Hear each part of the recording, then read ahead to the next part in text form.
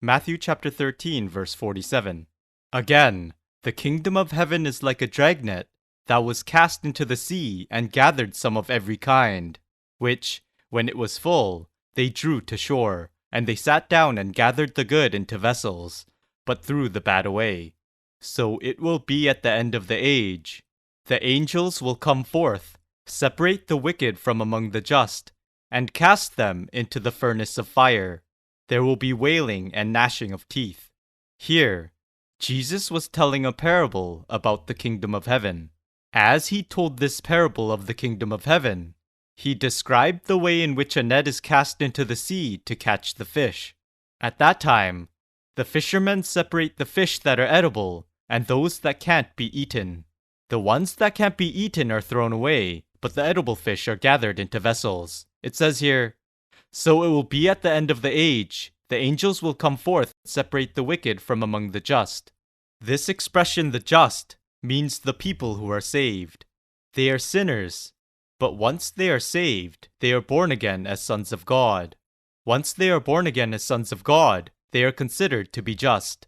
But mixed amongst these people are some who are false, and they are referred to here as the wicked. These wicked will be gathered up and cast into the furnace of fire. That is to say, they'll be cast into hell. Revelation chapter 21. I'll read from verse 22. "But I saw no temple in it, for the Lord God Almighty and the Lamb are its temple." It talks about the temple that will be in the New Jerusalem. And then it says in verse 27, "But there shall by no means enter it anything that defiles, or causes an abomination or a lie, but only those who are written in the Lamb's book of life." As you read this verse, think about yourself. Ask yourself if you are defiled or holy. Those who are defiled won't be able to enter the eternal kingdom of God. The kingdom of God isn't a place that can be entered in any way you please. It is only those who are holy as God is holy that can enter the kingdom of God. Only those who are holy as God is. Only those who are holy as God is. So it's only those who are righteous and holy that can enter the kingdom of God. No one can enter the kingdom of God in the state of a sinner. If a person lies, or worships idols, worships other gods, or commits adultery, or commits some other sin, he is defiled by these sins. The same goes for someone who loses his temper. All sins defile a person. Anyone who is defiled cannot enter the kingdom of God. Let's take a look at chapter 21, verse 8. Verse 8. "But the cowardly, unbelieving, abominable, murderers, sexually immoral," this is those who commit adultery, "sorcerers, idolaters, and all liars shall have their part in the lake which burns with fire and brimstone, which is the second death." This second death is the lake of fire. It's talking about hell, isn't it? But here it says, "But the cowardly." If you have fear in your heart, you will end up in hell. The serpent tricked Adam and Eve, and as a result, they came to eat the fruit of the tree of the knowledge of good and evil, and then they discovered that they were naked. A person who is naked is ashamed because of his nakedness, and he is afraid and feels uneasy, as I explained. The reason a person has fear in his heart is that he is naked. His spirit is naked.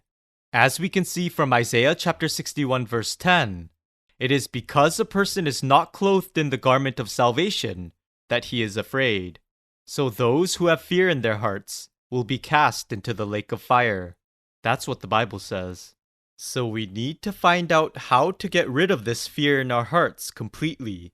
And that is what we're going to be taking a look at. Galatians chapter 5 verse 19. "Now the works of the flesh are evident, which are adultery, fornication, uncleanness." These three are all included in the sin of adultery. Idolatry. And then it says sorcery. Sorcery. Sorcery includes all kinds of superstition and fortune-telling. Think about this. Have you ever gone to consult a fortune teller? And then in Korea, there's a ceremony that is a kind of exorcism. A shaman is called in to carry this out. Then there are the different kinds of fortune-telling. Things like palmistry. That too is a problem. All of these activities are included in sorcery. Next, it says, hatred, contentions. Suppose you have made an enemy of someone through something that you have done. It may not be a serious matter, but if as a result, you stop talking to each other, even if you didn't actually become great enemies, that is included in contentions.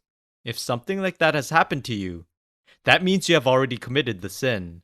Then if you look here, it says hatred, contentions, jealousy, outbursts of wrath, outbursts of anger, selfish ambitions, dissensions, forming cliques, heresies.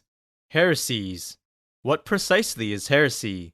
Heresy is altering the fundamental truth of the Bible and preaching things that don't correspond to what it says in the Bible. That's heresy.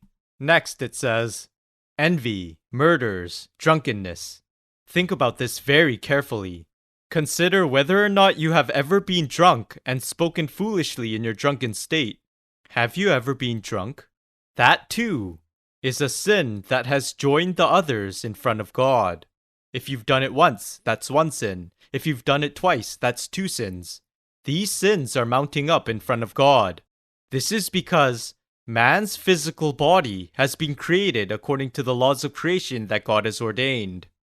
But then if a person drinks alcohol, it interferes with the laws that govern the cells in the body, causing people to talk nonsense. This is a sin. If you have ever been drunk, you have committed a sin, and you also need to pay the price for that sin. Revelries. Revelries include debauchery, getting drunk, gambling, or spending time with prostitutes. Things like this. Revelries refers to anything included in this kind of abnormal prodigal life. Next, it says, revelries and the like, of which I tell you beforehand, just as I also told you in time past, that those who practice such things will not inherit the kingdom of God. Those who practice such things will not inherit the kingdom of God. These sins that you have committed, are blocking the way between you and God, so that the Holy Spirit that comes from God cannot reach you. They are blocking the way of the Holy Spirit. So, the problem of these sins needs to be completely resolved.